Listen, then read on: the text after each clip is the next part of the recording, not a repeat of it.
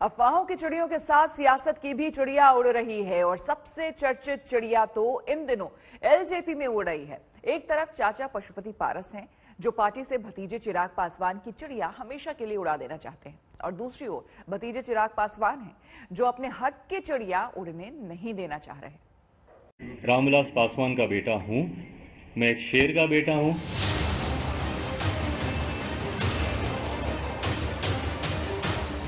चिड़िया सिर्फ अफवाहों की नहीं है, एलजेपी में एक चिड़िया सियासत की भी उड़ रही है।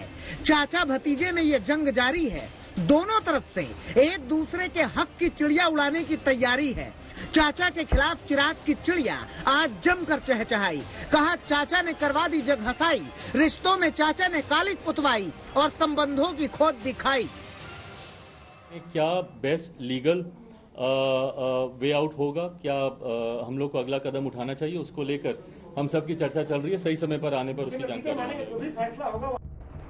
चिड़िया उड़ का असली खेल तो चाचा भतीजा ही खेल रहे हैं। कोई अस्तित्व की चिड़िया बचाना चाहता है, कोई विरासत की चिड़िया उड़ाना चाहता है, कोई पार्टी पर कब्जे की चिड़िया बैठाना चाहता है। आज भतीजा बोला, खूब बोला, चिड़िया उड़। और सबसे बड़ी बात, पहले तो ये मेरा इंटरनल मैटर है, ये मेरी पार्टी का मैटर है। जब आपको अपने ही धोखा देते तो फिर आप बाहर वालों पे आप क्या उंगली उठाएं। तो पहले मुझे इंटरनली इन चीज़ों को समझना ज़रूरी है, किसका हाथ है, बाहर से कौन कर रहा है, नहीं कर रहा है, ये बात की बात है। जिस तरीके से उनको लीडर उनको चुना गया, ये प्रक्रिया संवैधानिक तरीके से, और संवैधानिक तरीके से मैं राष्ट्र के संविधान की नहीं, मैं पार्टी के, लोक जनशक्ति पार्टी के संविधान की मैं बात कर रहा हूँ। संवैधानिक तरीके से ये प्रक्रिया गलत है। पार्टी में पार्टी का leader of the house parliament में या विधानसभा में या विधान परिषद में कौन होगा, इस बात का निर्णय सिर्फ और सिर्फ पार्लियामेंट्री बोर्ड ले सकता है।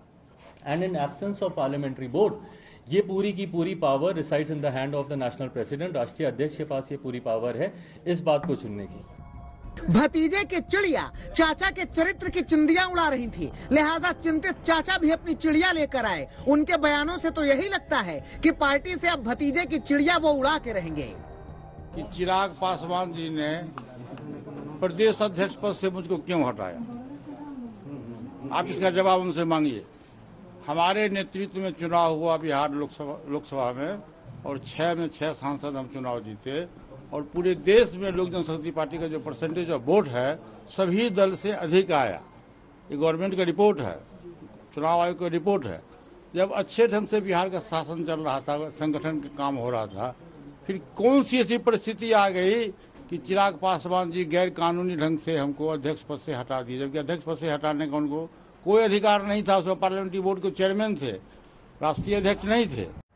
पंजाब में जिन शिक्षकों को 4 साल पहले सत्ता में आने पर स्थायी करने का वादा कैप्टन अमरिंदर सिंह ने किया, लेकिन सत्ता पाकर वो भूल गए। आखिर ऐसा क्यों हुआ, अब क्या है शिक्षकों का हाल, देखिए इस रिपोर्ट में। किसी भेड़ बकरी की तरह जिन्हें टांग टांग कर पुलिस वाले ले जा रहे हैं, जो अपनी मांगे पूरी कराने के लिए पुलिस की बस के नीचे लेट गए हैं, जान जोखिम में डालकर। भीषण गर्मी में प्रदर्शन करते हुए जिनकी सांसें फूलने लगी, जिनके हाथ पैर की हथेलियों को रगड़कर होश में लाने की कोशिश की जा रही है, जिनका गिरेबान पकड़कर पुलिस खींचते हुए किसी अपराधी की तरह ले जाती है, जहां अपने ही साथी को दूसरे लोग किसी तरह उठाकर बचाने के लिए दौड़ पड़ते हैं, जिनकी पुलिस से धक्का मुक्की हो रही है, जिन्हें पुलिस लाठियां चटकाकर खदेड़ना चाहती है, जो अपने अधिकारों की रक्षा के लिए आत्मदाह की धमकी देते ऊंची इमारत पर चढ़ गए हैं, जो मजबूर होकर अब प्रदर्शन करते करते थक कर जान देने की कोशिश करने को मजबूर हो रहे हैं, जो लोग पुलिस से बिना डरे अपनी मांगों के साथ आगे बढ़ने की कोशिश करते हैं। पंजाब में मुख्यमंत्री कैप्टन अमरिंदर सिंह के शहर पटियाला से लेकर पंजाब में मोहाली तक संघर्ष ही जिनके जीवन का हिस्सा बनाकर छोड़ दिया गया, ये शिक्षक है जिन्हें ठगा गया, जिनसे वादा करके विश्वासघात हुआ, जिन्हें पक्की नौकरी का भरोसा 4 साल पहले देकर सत्ता हासिल की गई। पंजाब में इस नौबत के लिए जिम्मेदार कौन है? जवाब है, क्या मुख्यमंत्री कैप्टन अमरिंदर सिंह, जो सत्ता हासिल करने के लिए 4 साल पहले किया गया पुराना वादा भूल गए? 4 साल पहले 2017 में जब पंजाब में चुनाव होने वाले थे, पंजाब के हजारों अस्थायी शिक्षक पक्की नौकरी के लिए प्रदर्शन कर रहे थे। मनरेगा मजदूर जितनी सैलरी पाते, शिक्षकों से अमरिंदर सिंह ने 4 साल पहले वादा किया और सत्ता लेकर उस वादे को भूल जाते हैं। आज दिहाड़ीदार जो पंजाब से माली ले लो अपने घरों के 9-9,000 10,000 तो वो ले रहे हैं और साढ़े टीचर 7,000 से की पढ़ाओगे बच्चों को दसो। This is a complete wrong thing. I don't know education system के कुछ नुक्स है कि एजुकेटर जिहड़े ने जो साढ़े टीचर्स ने उन्होंने कोई कदर नहीं and that is unfortunate thing. मैं आई एम सॉरी थोड़े नाल गल हो रही है लेकिन मैं तुहानू अश्योरेंस दी है कि साडी पार्टी थोड़ा इसका रेगुलराइजेशन। इस वादे के बाद कैप्टन और कांग्रेस तो सत्ता में आए, लेकिन जो अस्थायी शिक्षक पक्की नौकरी के लिए 4 साल पहले सड़क पर थे, 4 साल बाद भी सड़क पर ही। कैप्टन अमरिंदर सरकार ने वादा किया था कि सत्ता मिलते ही जो सरकारी टीचर हैं, टेम्परेरी भर्ती किए गए हैं, उनको परमानेंट किया जाएगा। पंजाब के अंदर तकरीबन 13,000 ऐसे टीचर हैं जो यहाँ पर अभी आप देख सकते हैं सड़कों पर बैठे हैं और अपनी मांगों के लिए और कैप्टन अमरिंदर सरकार को किए हुए वादे को याद दिलाने के लिए यहाँ पर बैठे हुए हैं। कैप्टन दिल्ली दरबार तक जाकर अपनी कुर्सी पर आई आंच को संभाल लेते हैं, लेकिन जिन 13,000 अस्थायी शिक्षकों के दम पर पंजाब को शिक्षा के क्षेत्र में अव्वल बनाकर वाहवाही लूटी, वो टीचर आज भी अपनी सैलरी और पक्की नौकरी के लिए जान तक जोखिम में डालते हैं। कैप्टन साहब आप साडे धरने ते आए सी, उन्होंने वादा कीता सी कि जिन्नी तुसी तनख्वाह लेंदे हो 5,000 इन्ना ते मेरे माली भी नहीं लेंदा।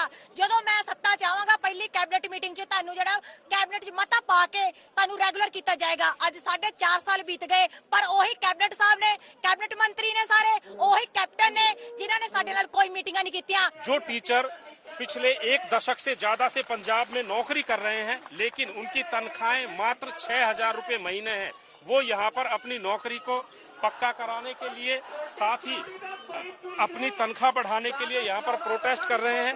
ये ठीक सामने शिक्षा विभाग की बिल्डिंग है और इस बिल्डिंग के ऊपर जो शख्स आपको दिखाई दे रहे हैं वो भी इन अध्यापकों के साथी हैं जो अपने हाथों में पेट्रोल की बोतलें लेकर वहां पर चढ़े हुए हैं और धमकी दे रहे हैं कि सरकार इनकी मांग नहीं मानेगी तो ये आत्मदाह करेंगे। ਅਸੀਂ ਮਜਬੂਰ ਹੈ, ਸਾਡੀ ਤਨਖਾਹ ਸਿਰਫ 6,000 ਰੁਪਏ ਹੈ। ਅਸੀਂ ਕਿੱਧਰ ਜਾਈਏ? ਅਸੀਂ ਨਾ ਪ੍ਰਾਈਵੇਟ ਕੰਮ ਕਰਨ ਜੋਗੇ ਰਹਿ ਗਏ, ਨਾ ਅਸੀਂ ਸਰਕਾਰੀ ਸਕੂਲਾਂ ਜੋਗੇ ਰਹਿ ਗਏ।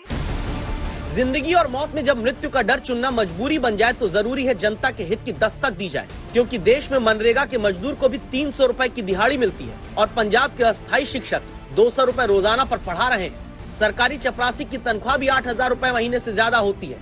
पंजाब के अस्थायी शिक्षक 6,000 रुपए महीने पर पढ़ाते हैं।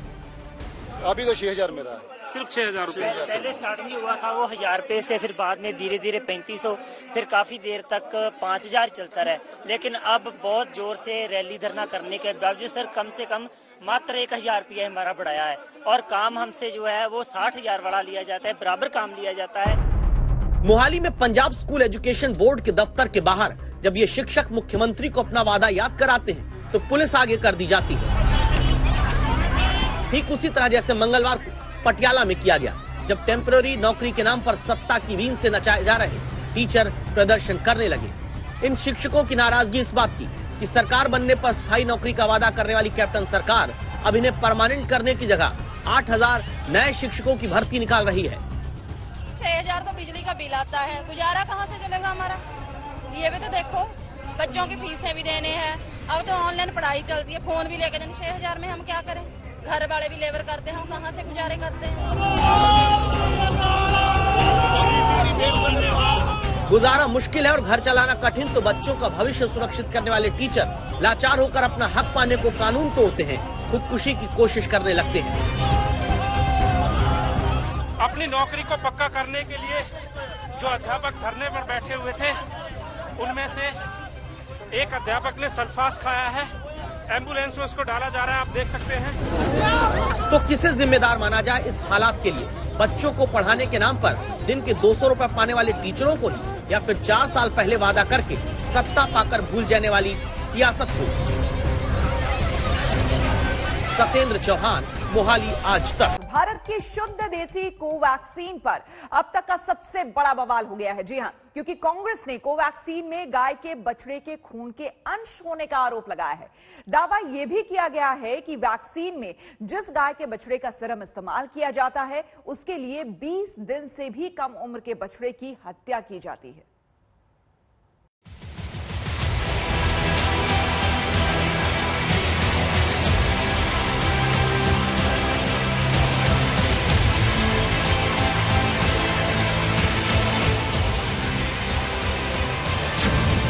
कोवैक्सीन पर अब तक का सबसे बड़ा सवाल।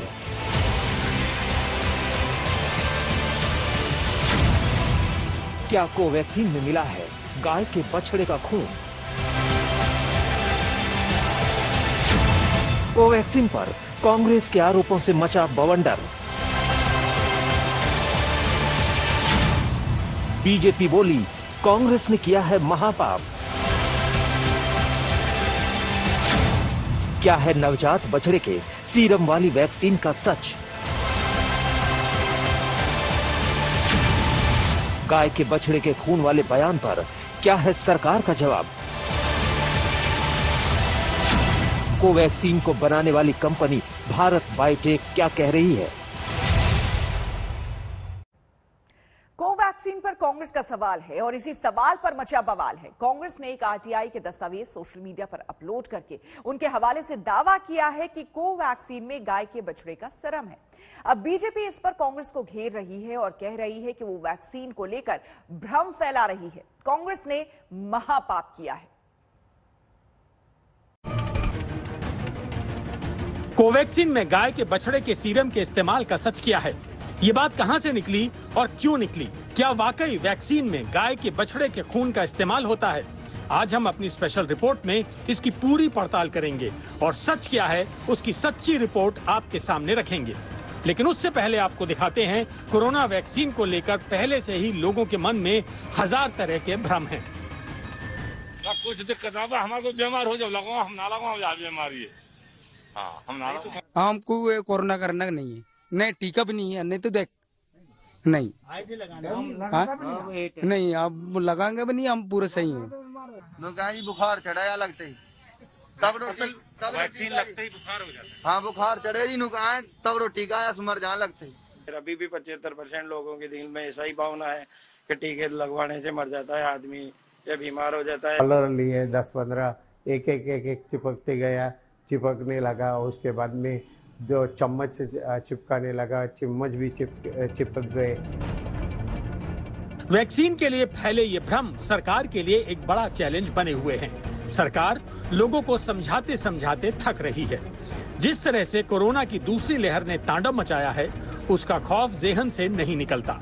अस्पतालों में बेड के लिए भटकते लोग, सांसों को जिंदा रखने के लिए ऑक्सीजन के लिए तड़पते लोग। कोरोना से टकराने का एकमात्र इलाज वैक्सीन ही है। 21 जून सोमवार से देश के हर राज्य में 18 वर्ष से ऊपर की उम्र के सभी नागरिकों के लिए भारत सरकार राज्यों को मुफ्त वैक्सीन मुहैया कराएगी। सभी देशवासियों के लिए भारत सरकार ही मुफ्त वैक्सीन उपलब्ध करवाएगी। और जब कोरोना को हराने के लिए 21 जून से देश में फ्री वैक्सीनेशन का अभियान शुरू हो रहा है, उससे पहले एक और भ्रम पैदा हो गया है। वैक्सीन वेज या नॉन वेज? जी हां, कांग्रेस के नेशनल कोऑर्डिनेटर गौरव पांधी ने भारत बायोटेक की शुद्ध देसी वैक्सीन को लेकर बड़ा दावा किया है और इस दावे पर अब विवाद खड़ा हो गया है।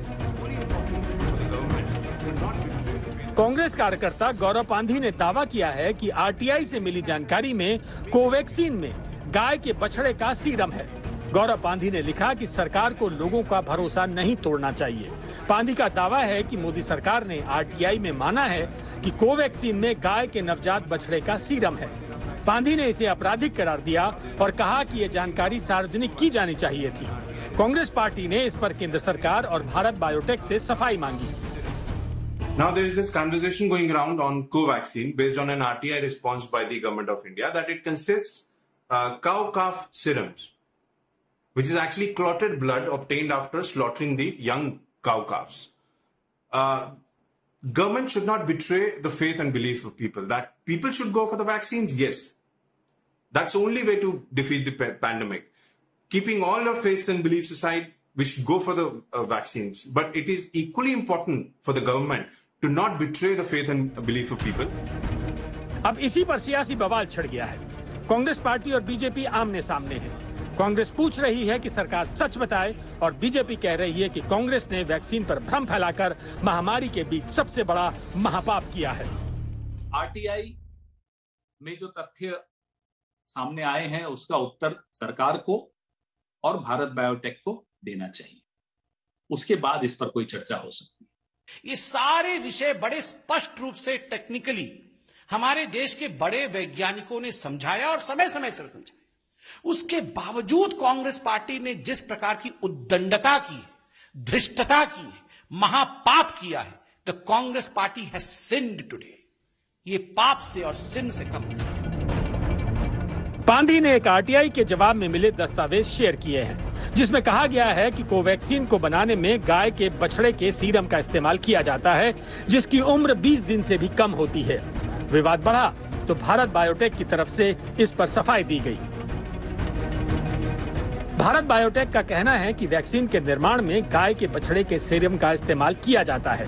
इनका इस्तेमाल सेल्स की ग्रोथ के लिए होता है, लेकिन SARS-CoV-2 वायरस की ग्रोथ या फाइनल फार्मूला में इसका इस्तेमाल नहीं हुआ है। कोवैक्सीन पूरी तरह से शुद्ध है।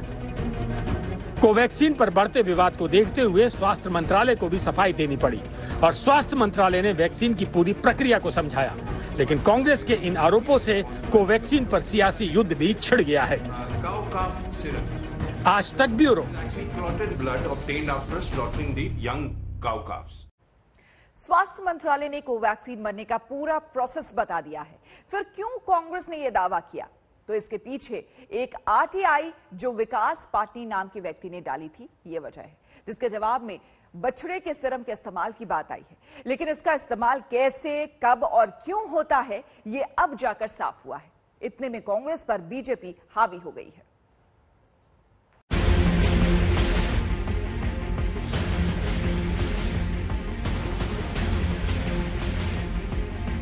कांग्रेस के कार्यकर्ता ने कोवैक्सीन को आरोपों के घेरे में लिया तो बवाल मच गया, लेकिन गौरव पांधी ने इससे जुड़े दस्तावेजों को सोशल मीडिया पर भी सबके सामने रख दिया। ये आरटीआई विकास पाटनी नाम के एक शख्स ने डाली थी, जिसके सवालों के जवाब central drugs standard control organisation ने दिए हैं। इस आरटीआई के 12 में से एक सवाल के जवाब में कहा गया है कि बछड़े के सीरम का इस्तेमाल वीरोसेल्स के रिवाइवल प्रोसेस के लिए किया जाता है। आरटीआई में साफ साफ शब्दों में लिखा है कि इस प्रोसेस का इस्तेमाल भारत बायोटेक द्वारा कोवैक्सीन बनाने में किया जा रहा है। और यहीं से भ्रम की शुरुआत होती है कि क्या कोवैक्सीन वेज है या नॉन वेज। सिर्फ यही वैक्सीन नहीं है, बहुत सी वैक्सीन है जिसको कल्चर करके हम ग्रो करते हैं। जैसे पोलियो का वैक्सीन है, वह इतने सालों से दे रहे हैं। आपका इन्फ्लुएंजा का वैक्सीन है, उसको भी इनएक्टिवेटेड वैक्सीन है, उनको दिया जाता है और ग्रो ऐसे ही किया जाता है जैसे इसको ग्रो किया जा रहा है। सिर्फ इसी समय क्यों इशू को उठाया गया है? शायद ये हिंदुस्तानी वैक्सीन है, इसको लेके कुछ लोगों को शुरू से ही कंट्रोवर्सी बनाने की आदत रही है कि ये इंडिया में इतना जल्दी वैक्सीन कैसे बना सकता है, और जो भी ग्लोबल मापदंड है उस पर खरा उतर जाए। तो शायद इसको लेके होगा, क्योंकि बाकी वैक्सीन पे आज तक किसी ने कुछ नहीं कहा।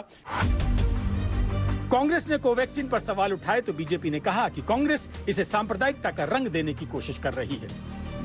यह वैक्सीन पूर्णतः सेफ है, इसमें किसी प्रकार का कोई अपभ्रंश, जिस प्रकार का एक कम्युनल एंगल देते हुए इसे अपभ्रंशित करने की कोशिश की जा रही है, ऐसा कोई अपभ्रंश नहीं। स्वास्थ्य मंत्रालय का कहना है कि सोशल मीडिया पर कोवैक्सीन के बारे में गलत जानकारी शेयर की जा रही है। पोस्ट में तथ्यों को तोड़ मरोड़ कर पेश किया गया है। नवजात बछड़े के सीरम का उपयोग सिर्फ वेरोसेल्स को तैयार करने में किया जाता है, जो बाद में अपने आप ही नष्ट हो जाते हैं। जब अंतिम समय में वैक्सीन का प्रोडक्शन होता है, तब इसका उपयोग नहीं किया जाता है। कांग्रेस के आरोपों पर 2 कदम आगे बढ़कर बीजेपी ने गांधी परिवार को ही घेर लिया और सवाल कर दिया कि उन्होंने वैक्सीन ली है या नहीं। आदरणीय सोनिया जी, राहुल जी, प्रियंका जी, आप तीनों ही कांग्रेस हैं। You 3 are the congress. आप तीनों बताएं, आप तीनों ने कब अपना पहला डोज लिया और कब अपना सेकेंड डोज लिया है? क्या गांधी परिवार वैक्सीनेटेड है या गांधी परिवार वैक्सीनेटेड नहीं है? गांधी परिवार कोवैक्सीन पर विश्वास करती है या गांधी परिवार कोवैक्सीन पर विश्वास नहीं करती? हम आपको बता दें, इससे पहले Indian council of medical research यानी ICMR के रिसर्च पेपर में भी ये बात बताई गई थी कि कोवैक्सीन बनाने के लिए नवजात शिशु के ब्लड का सीरम उपयोग में लाया जाता है। इसे पहली बार किसी वैक्सीन में उपयोग नहीं किया जा रहा है। ये सभी बायोलॉजिकल रिसर्च का जरूरी हिस्सा होता है। तो कुल मिलाकर वैक्सीन की पवित्रता को लेकर जो भ्रम फैलाया जा रहा है वो सरासर गलत है। दिल्ली से मिलन शर्मा के साथ आज तक ब्यूरो। एक एक देशवासी को कोरोना वैक्सीन लगे, सरकार इसके लिए दिन रात जुटी हुई है। प्रधानमंत्री मोदी खुद बार बार कह रहे हैं कि वैक्सीन की एक डोज भी जाया नहीं जानी चाहिए। उसके बावजूद आजमगढ़ में एक वीडियो वायरल हो रहा है। उसमें साफ दिख रहा है कि कैसे वैक्सीन की बेकदरी की जा रही है। आजमगढ़ के इस टीकाकरण केंद्र की इन तस्वीरों को देखिए। कैसे वैक्सीन को वायल से निकालकर बेतरतीब रखा गया है।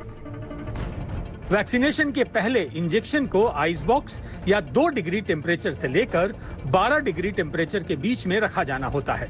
इस नियम का भी पूरे तरीके से पालन नहीं किया जा रहा है। वैक्सीनेशन के नियमों की धज्जियां उड़ाई जा रही हैं। और तो और वैक्सीन वायल में घुसी सीरिंज में भी आधा ml वैक्सीन की डोज पड़ी हुई थी। कुछ लोगों ने इन तस्वीरों को कैमरे में कैद कर लिया और वायरल कर दिया। आजमगढ़ के मंडलीय अस्पताल के टीकाकरण केंद्र के कर्मचारियों की यह भयंकर लापरवाही उजागर हुई है। जो हमारे वैक्सीनेशन के इंचार्ज हैं, एडिशनल CMO जो वैक्सीनेशन का कार्य देखते हैं, उनको मैंने निर्देशित किया है कि जो भी व्यक्ति रिस्पॉन्सिबल है वहाँ, जो भी जिम्मेदार है, उससे तत्काल स्पष्टीकरण मांगा जाए, क्योंकि वैक्सीन बहुत कीमती है और इसका किसी भी कीमत पर वेस्टेज नहीं होना चाहिए। जिस वैक्सीन की एक एक डोज कीमती है, जिसको बेहद सावधानी और तरतीब से लगाया जाना चाहिए, वहां वैक्सीन की बेकदरी हो रही है। राजीव कुमार, आजमगढ़, आज तक।